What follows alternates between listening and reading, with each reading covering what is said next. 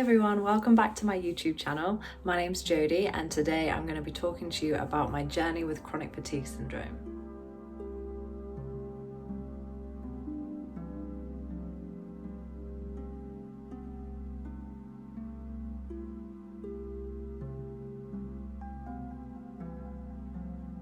I've written the timings of each question in the description below if you did want to just jump to each question. That's there for you at your convenience. So before I got chronic fatigue syndrome, I lived a very normal life. I was very active. I danced, sang, performed. I got into athletics as a teenager.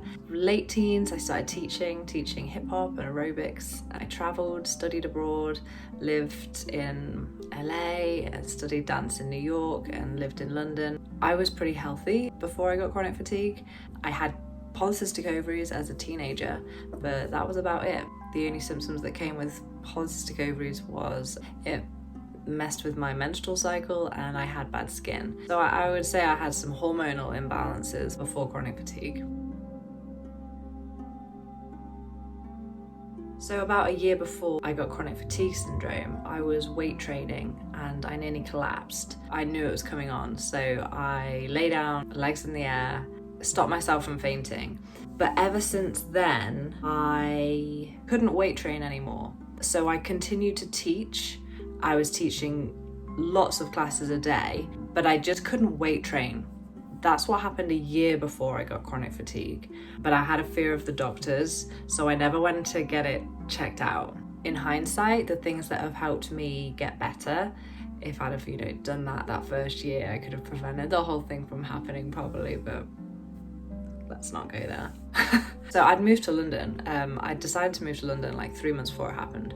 I had very, very long days. Like sometimes I would leave the house at 6 a.m. and not get back till like 11 p.m.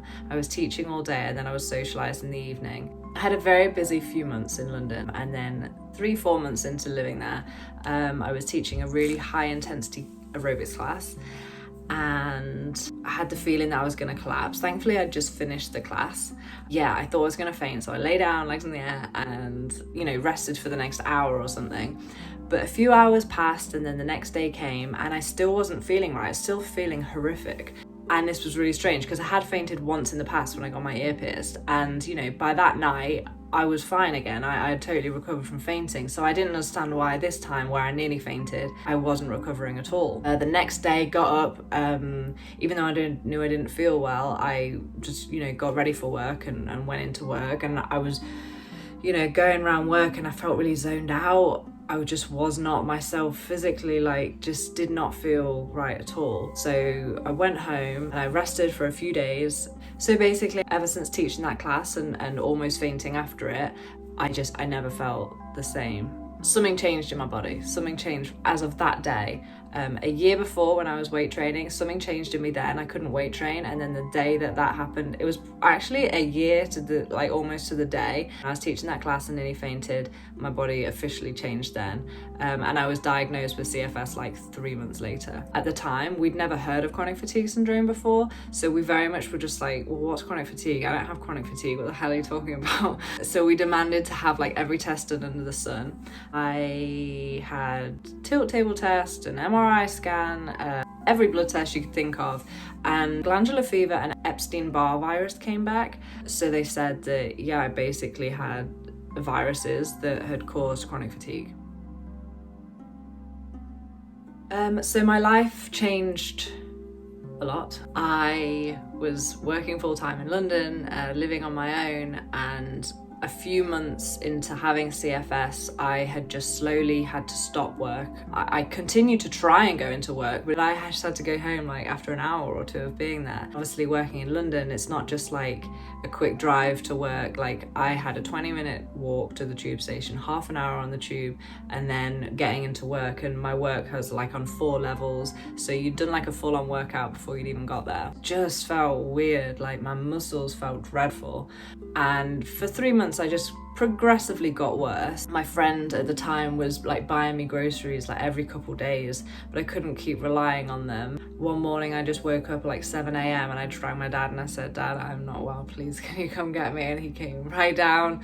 I haven't been back since. I've been back to visit, but like I never went back to that house or went back to that job. I had to move home. And then even when I got home, like I continued to get worse. I was literally just on the sofa all the time. Yeah, so it got to the point where Mum asked me to like hang out some floor bath mats after they'd been in the washing machine, and I hung up like 3, and then I was like terrible for 2 weeks. And then I had a 15-minute conversation one day, and literally it took me like 2 weeks to recover from it. Slowly got to the point where I couldn't shower. My mum like would wash my hair in the bath. If I was going anywhere, she would have to blow dry my hair for me. I had no strength. So the symptoms I got was lack of energy, sensitivity to sound. I felt really faint and dizzy in general, like I couldn't have proper conversations. I had real bad brain fog, and I had a lot of pressure in my head. I couldn't like look at my TV, look at my phone, go on my laptop. Like my mum had to reply to my friends' texts and stuff. I just couldn't write a text. I found that wearing sunglasses helped, so I would like slowly, as I was getting better, would start to wear sunglasses when I watched the TV. And I would say like, do I look weird? And they were like, well, it's not totally conventional, but do what works for you. Day to day, I would wake up around 8. Mum will have already left out my breakfast, so she'd have like made up some porridge, and all I had to do was put it in the microwave. And I remember like that 2 minutes waiting for my porridge. I just felt like every single morning I felt like I was gonna faint. Every day I would get dressed. But my exercise every day was literally getting my food, and my toilet trips, just walking to the toilet and getting my food was my exercise. I also couldn't eat with my family. My ears were so sensitive to sound. The first year I didn't have earplugs because, I never thought. So I had tea in my bedroom every night, which was, not very nice because I'd been on my own all day, and then everyone would get back from work. So my mum, dad, my brother and his then girlfriend, now wife, would get back from work, and I'd have to go upstairs because it was too noisy and I found conversation too tiring. So the first year was awful. I continued to get worse for a year. My mum would get back from work, sit on my bed, talk to me for like 2 minutes, and I'd be like, I'm sorry, I can't talk anymore. And it would just make me feel awful, like dizzy, and I'd just have to stop and she'd have to leave. So yeah, happy I can talk for longer now. You just don't know when it's gonna end. And I would just pray every night. I'd never prayed before. I'd lie on my bed, look up to the stars and cry and pray that something would help. Please bring something into my life that will help me. My general journey went from going worse to slowly getting better. It was very, very long and slow. But if it wasn't for alternative therapy and the supplements that I took, and obviously the support of friends and family, I definitely I wouldn't be where I am today. It was a very, very quiet few years. Yeah, the first year, maybe 2, were tough. When we could see that there was no like clear route to go down with the doctors, I started to see a kinesiologist. She helped me massively. She found I had a virus in my brain, I had viruses in my blood, my organs, I had viruses all over. She slowly found them all, treated them through kinesiology, gave me the supplements I needed and the treatment I needed, and she slowly, like layer by layer, worked through my body and found what needed to be fixed. She got rid of the viruses.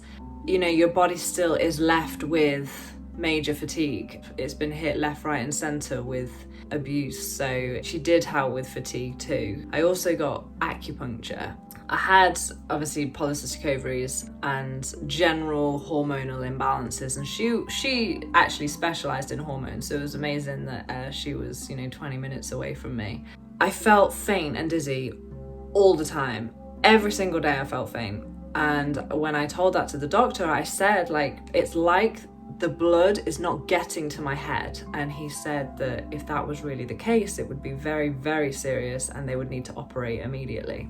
Well, I told this to my acupuncturist, and she did 4 pinpoints just here.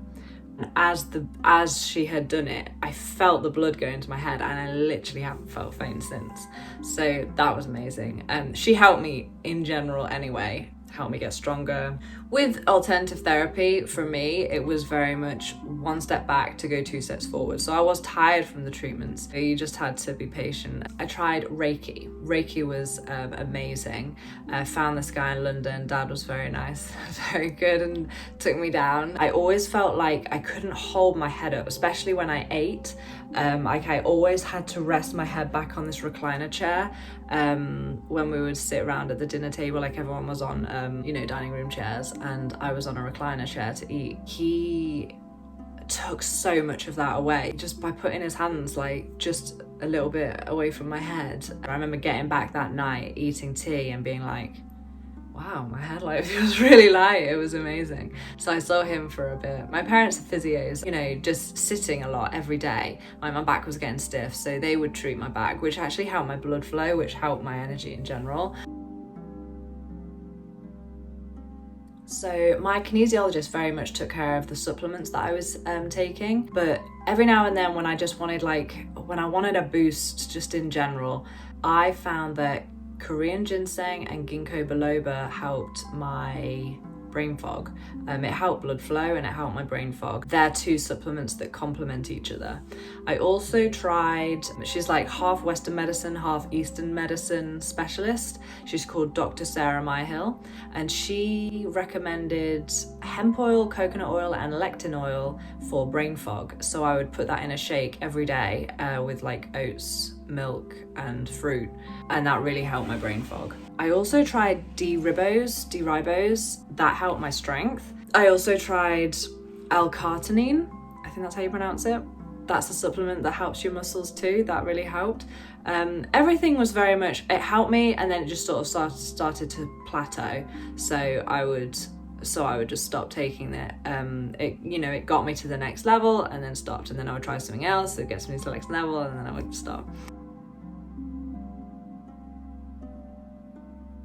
I also tried this guy called Toby Morrison. He used to have chronic fatigue syndrome, and he set up a company called CFS Health. The thing that he helped me with was he gave me the okay to move. He really got rid of a lot of fears I had about exercise and that it wasn't going to make me worse in the long run.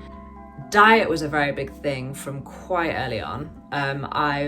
I've always had a good diet. Mum's always cooked really natural food, no processed foods, takeaways or things. And a year or 2 before I got sick, I became a vegetarian.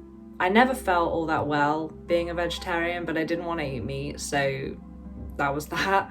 But then a couple years into having CFS, my alternative therapist really advised, they said you will feel better on meat. So I very reluctantly started to eat it, and within a couple of months I felt so much stronger. I decided to start to eat very, very clean. So I only ate what I could see. I know I said I didn't eat processed foods, but I mean I took it way back. Like for breakfast I would have oats and water, some blueberries, and that was it. And then I would eat a piece of fruit mid-morning, and then for lunch I would have sweet potato, some tuna, and some spinach. And then through the afternoon, a piece of fruit, some nuts, and then for tea Mum would cook rice, some lamb, and a few vegetables. I would have no sauce, my family would have sauce. And then I would have maybe a piece of fruit before I went to bed. I ate very, very clean. I had fruit teas and water. I haven't had alcohol since I got sick. Last year or the year before, I came across sound healing, which helped me massively. I found them on YouTube. Sound healing resonates with our bodies. And did I necessarily find that it helped energy? No, but I guess I was holding tension or stress still in me because I felt a lot calmer. Yeah, I really found a lot of healing in sound healing. I also last year came across mantras, and I've been listening to a mantra called Namgyalma mantra. I don't know fully how to pronounce it because I've never heard it being said. I've just seen it being written. I've found unbelievable unbelievable healing with this mantra. Not only did it help me feel better physically, emotionally, spiritually, it attracted new things into my life. I've been so much happier like since this mantra came into my life. So mantras have helped me. I also came across a new mantra this January, Om Mani Padme Hum, which promotes love and compassion. I felt a massive shift in me when I started listening to that as well. So yeah, things are for sure looking up. It's a really surreal journey. Illness never came into my mind. It was just the last thing on my mind. It totally blindsided me. In the moment, it was all very surreal. And maybe it's even still surreal now to look back.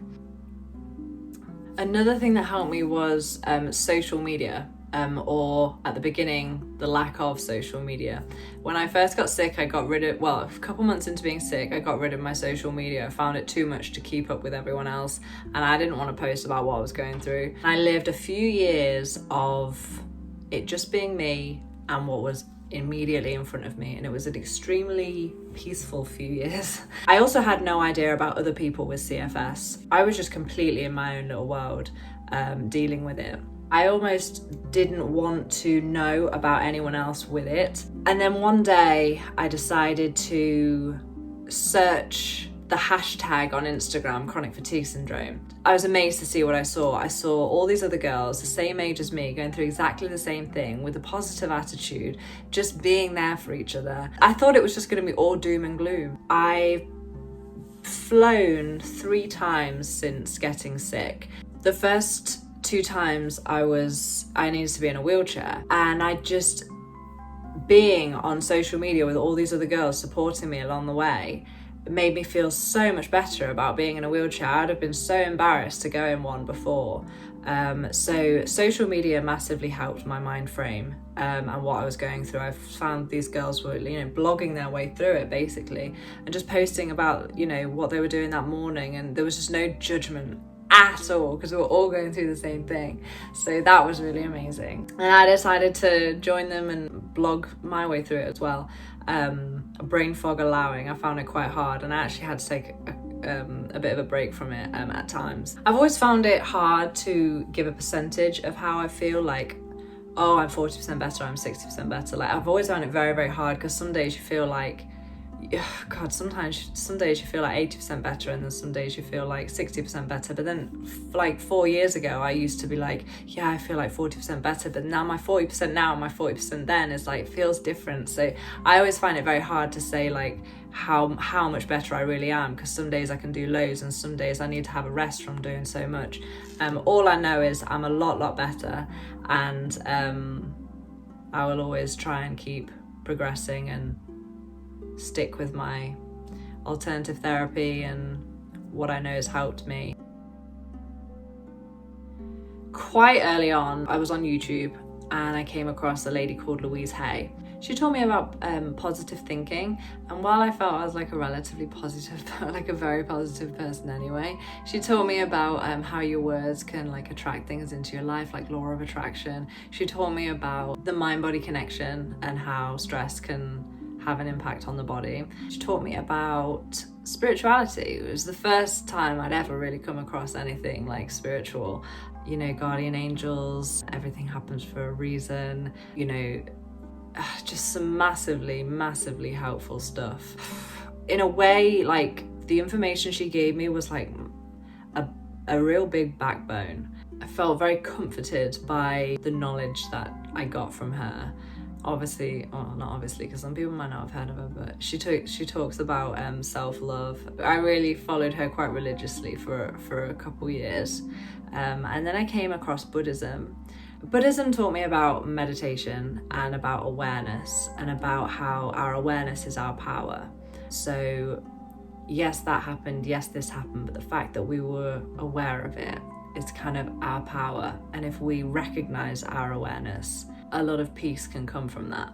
I did have a lot of anxiety a couple years before I got sick, and the first couple years of chronic fatigue. Kinesiology got rid of a hell of a lot of that. But I think I had started to have a fear of fear, and Buddhism kind of helped me separate myself from the fear by simply being aware of it. Knowing that I was aware of my fear was my power. So anytime I would even feel like fear creeping in, I would like snatch it straight away and be like, well, I'm aware of it and that's my power. So Buddhism helped me massively as well. Every few weeks or every few months, I would be like, how am I doing this? How am I continuously just getting up out of bed and living the life that I'm living? How am I doing it? I don't know how I'm doing it. I believe that no one's given anything that they can't handle. So you'll hear of certain people's lives and you'll hear like what so-and-so's been through or what this person's been through on the TV or whatever. And you'll be like, God, I don't know how she does it. And people would say that to me, like, I don't know how you're doing it. I don't know how you are staying so positive. And I feel like, in a weird way, like, I was given the strength to get through this. Louise Hay teaches that, you know, we're all given things to make us stronger. Everything that happens to you in your life is here to help you. So, as horrible and as tough as it can get sometimes, the fact that we're aware of this is our power.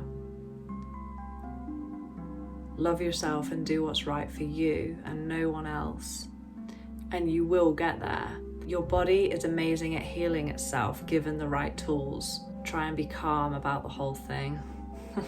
It can get frustrating, but frustration will be a real blockage in healing.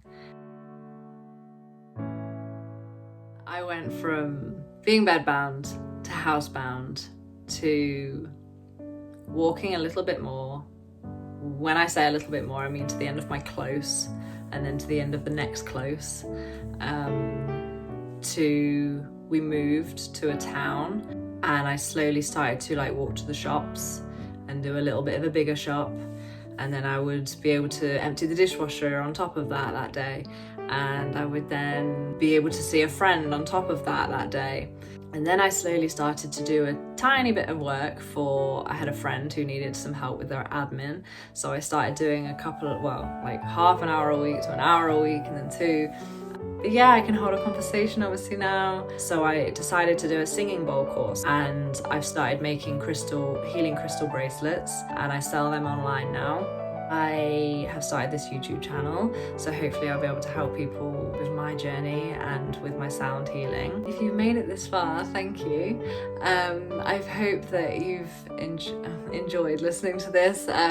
So if you have any questions about chronic fatigue or about my journey or anything, just leave them in the comments below and I will get back to you. So if you like this video, please give me a thumbs up and subscribe, and I'll see you in my next video. Thank you for watching. Bye.